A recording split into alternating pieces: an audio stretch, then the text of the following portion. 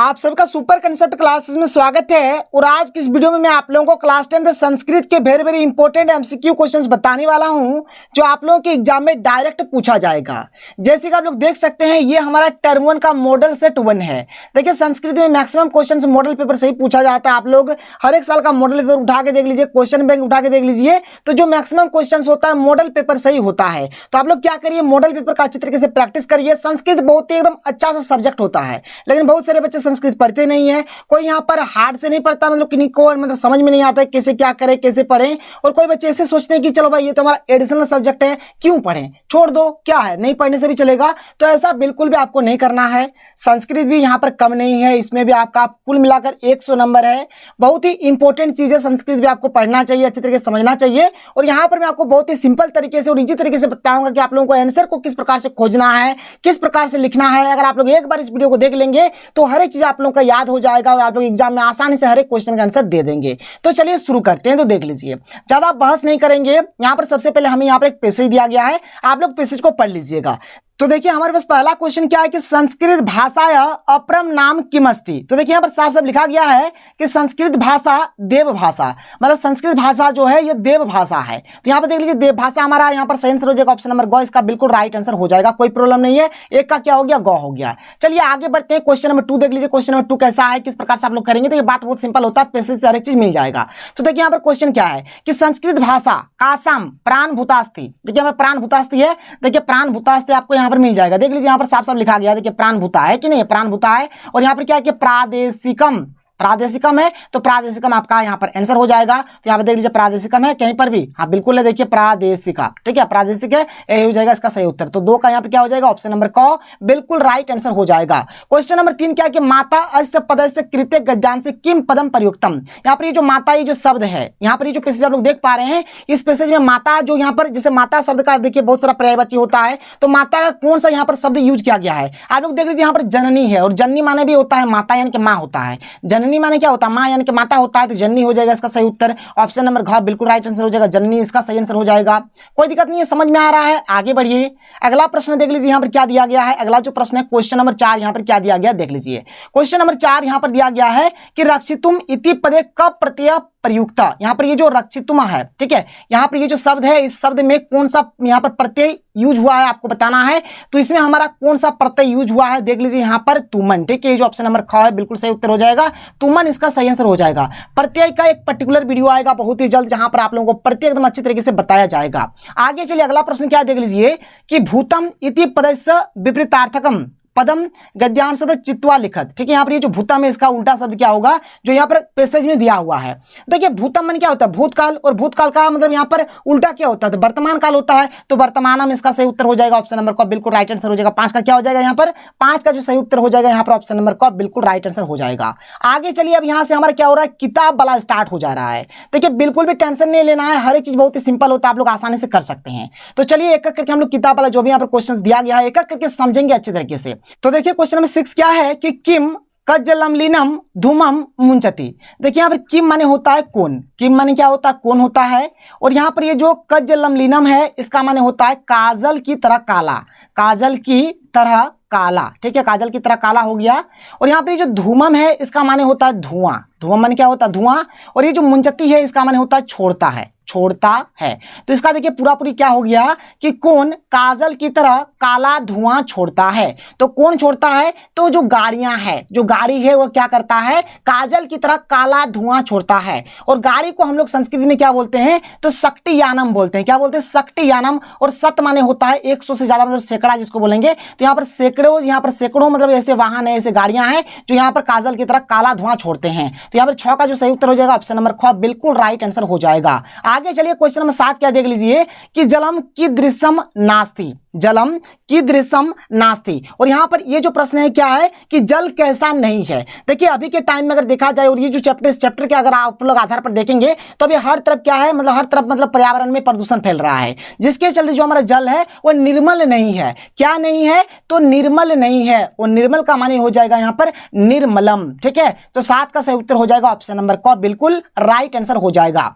आगे चलिए अगला प्रश्न देख लीजिए क्या है, क्या है कि अति समीपम इति पदस्य क्या है विपर्यय पदम किम, ठीक है। यहाँ पर ये जो अति समीपम है, ये जो शब्द है इसका क्या होगा, विपर्यय पदम। विपर्यय पदम माने होता है उल्टा शब्द, इसका उल्टा क्या होगा, तो देखिए अति समीप माने बहुत ही सामने है, तो बहुत ही सामने का उल्टा क्या हो जाएगा कि बहुत दूर में है, तो बहुत दूरम इसका सही आंसर हो जाएगा। 8 का क्या हो जाएगा, ऑप्शन नंबर घ बिल्कुल राइट आंसर हो जाएगा।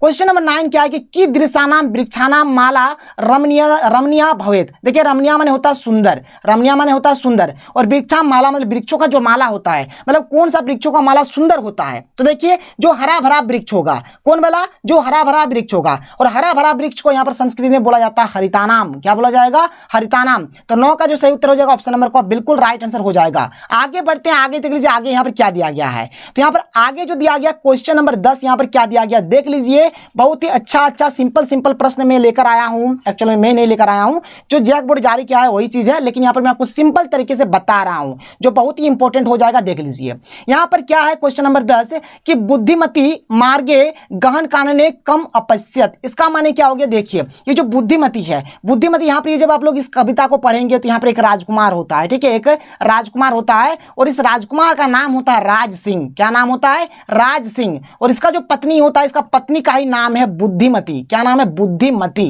तो इसका पत्नी का नाम क्या हो गया, बुद्धिमती नाम हो गया। और यहाँ पर क्वेश्चन में क्या बोला जा रहा है, ये जो बुद्धिमती है जब ये मार्गे माने जब मार्ग से जा रहे थे, रास्ता से जा रहे थे, तो गहन कानने, ठीक है, गहन कानने माने क्या हो गया, जो गहन जंगल है, जो घना जंगल है, ठीक है, कम अपश्यत मतलब गहन जंगल जो है, मतलब घना जो जंगल है, वहां पर क्या देखा उन्होंने, तो उन्होंने वहां पर देखा कि बाघ देखा। क्या देखा, बाघ। और बाघ को संस्कृत में बोलते हैं व्याघ्रम। क्या बोला जाता है, व्याघ्रम।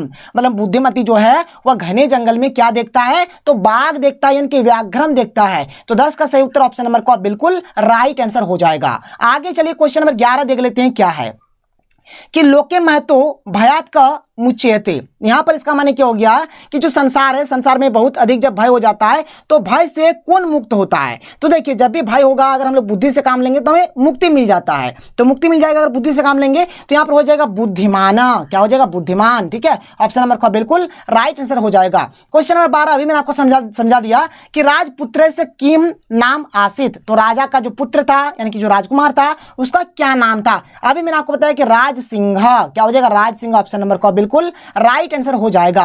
क्वेश्चन नंबर 13 क्या देख लीजिए कि बुद्धिमती कया पुत्रो प्रहृतवती। मतलब यहां पर क्या हो गया, जो बुद्धिमती है ना, बुद्धिमती ने किस चीज से अपने पुत्रों को, मतलब अपने पुत्रों का प्रहार किया था, पुत्रों को किस चीज से प्रहार किया था, तो यहां पर आपको बताना है, तो उन्होंने थप्पड़ मारा था। क्या मारा था, थप्पड़, थप्पड़ से प्रहार किया था। और थप्पड़ को संस्कृत में बोला जाता है चपेटया। क्या बोला जाता है, चपेटया। इसका सही उत्तर हो जाएगा 13 का ऑप्शन नंबर ख बिल्कुल राइट आंसर हो जाएगा। क्वेश्चन नंबर 14 क्या देख लीजिए कि मनुष्य से जीवने का सहसा आक्रमण समधिरोहति। ठीक है, इसका माने हो गया कि मनुष्य का जो जीवन है कौन अचानक आकर आक्रमण कर देता है, कौन चीज अचानक आ जाता है, आक्रमण कर देता है, तो बुढ़ापा। बुढ़ापा जो है एकदम अचानक आ जाता है, और बुढ़ापा को संस्कृत में बोला जाता है जरा। तो इसका सही उत्तर हो जाएगा ऑप्शन नंबर ख, जरा इसका सही आंसर हो जाएगा। आगे बढ़ते हैं, क्वेश्चन नंबर 15 देख लेते हैं। क्वेश्चन नंबर 15 मजा जरूर आ रहा होगा सर, एकदम पुष्पा स्टाइल में। ठीक है, चलिए आगे देखिए। क्वेश्चन नंबर 15 यहां पर क्या दिया देख लीजिए, क्या है कि वेन तेस्य समीपे के न आगच्छन्ति। ये जो बेन तेस्य है इसका माने होता है गरुड़। क्या होता है, गरुड़। तो गरुड़ के सामने कौन नहीं आता है, तो गरुड़ के सामने हमारा नहीं आता है सांप। सांप कभी भी गरुड़ के सामने नहीं आएगा। और सांप को संस्कृत में बोला जाता है, क्या बोला जाता है, आपको तो पता शायद नहीं है, इनको बोला जाता है उर्गा। क्या, उर्गा।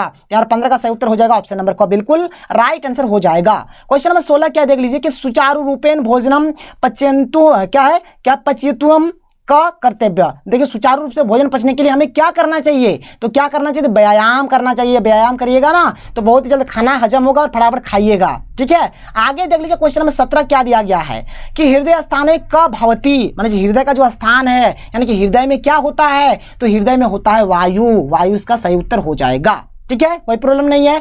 क्वेश्चन नंबर 18 देख लीजिए क्या है कि त्रिदशाधिप का अस्ति। देखिए त्रिदशाधिप माने क्या होता है, यहाँ पर देवताओं को जो राजा होता है, ठीक है, देवताओं का राजा कौन होता है, तो इंद्र होता है। तो यहाँ पर इंद्र सही उत्तर हो जाएगा, इसका माने यही है। यहाँ पर अगला प्रश्न क्या है कि सूर्भे कति पुत्रा आसन। जो सूर्भे है उनका कितना पुत्र था, तो 1000 पुत्र था उसका। तो 1000 को यहाँ पर बोलेंगे सहस्त्रम, ऑप्शन नंबर ख बिल्कुल राइट आंसर हो जाएगा।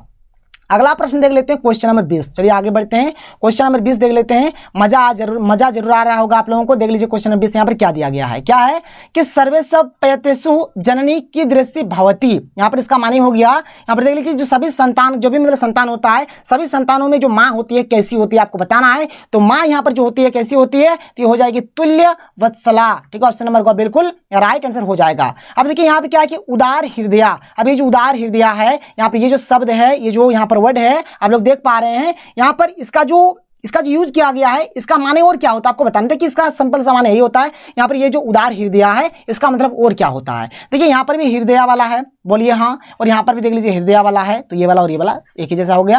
यहाँ पर उदार हृदय बोलिए या फिर आर्द्र हृदय बोलिए, दोनों का मान एक ही होता है। अब देखिए यहाँ से हमारा व्याकरण स्टार्ट हो जाता है। देखिए व्याकरण में तो ऐसा कुछ समझाना नहीं होता है, व्याकरण में कुछ ट्रिक्स होता है जो आप लोगों को आगे बताया जाएगा, मैं आप लोगों को बताऊंगा। बिल्कुल भी टेंशन मत लीजिए, खाली आप लोग हमारे चैनल के माध्यम से पढ़ाई करते रहिए। इस तरह का कंसेप्ट, इस तरह का नॉलेज आपको कहीं और से नहीं मिलने वाला है, मैं तो आप लोगों को लिख कर बोल दूंगा। चलिए सर आगे चलिए। यहाँ पर संधि विच्छेद वगैरह आपको करना है, तो देखिए पवना, तो पवना का जो यहाँ पर संधि विच्छेद हो जाएगा क्या हो जाएगा देख लीजिए। तो पवना का जो यहाँ पर संधि विच्छेद हो जाएगा क्या हो जाएगा, पो जड़ अना। यहाँ पर ऑप्शन नंबर को बिल्कुल राइट हो जाएगा। यहाँ पर क्या है कि सन्मतिम, ठीक है, इसका जो यहाँ पर हो जाएगा संधि विच्छेद क्या हो जाएगा, यहाँ पर हो जाएगा सत्य जोड़ मतिम, यानी ऑप्शन नंबर को बिल्कुल राइट हो जाएगा। यहाँ पर जगत जोड़ नाथम क्या हो जाएगा, जगन्नाथम। ठीक है, जगन्नाथम हो जाएगा, ऑप्शन नंबर घ बिल्कुल राइट आंसर हो जाएगा। फटाफट नोट कर लीजिएगा। आगे चलिए, आगे देख लीजिए। यहाँ पर संधि विच्छेद है, इसमें तो कुछ उतना समझाना है ही नहीं, आगे जो ट्रिक वगैरह रहेगा आप लोगों को बताया जाएगा। क्वेश्चन नंबर 25 देख लेते हैं। क्या है यहाँ पर, क्या है कि देवर्षि है, तो देवर्षि का यहाँ पर जो संधि विच्छेद हो जाएगा क्या हो जाएगा, तो देव जोड़ ऋषि, देव जोड़ ऋषि देवर्षि, ऑप्शन नंबर को बिल्कुल राइट आंसर हो जाएगा। आगे चलिए क्या है कि वागिसा, वागिसा का यहाँ पर जो संधि विच्छेद हो जाएगा क्या हो जाएगा, वाक जोड़ ईसा।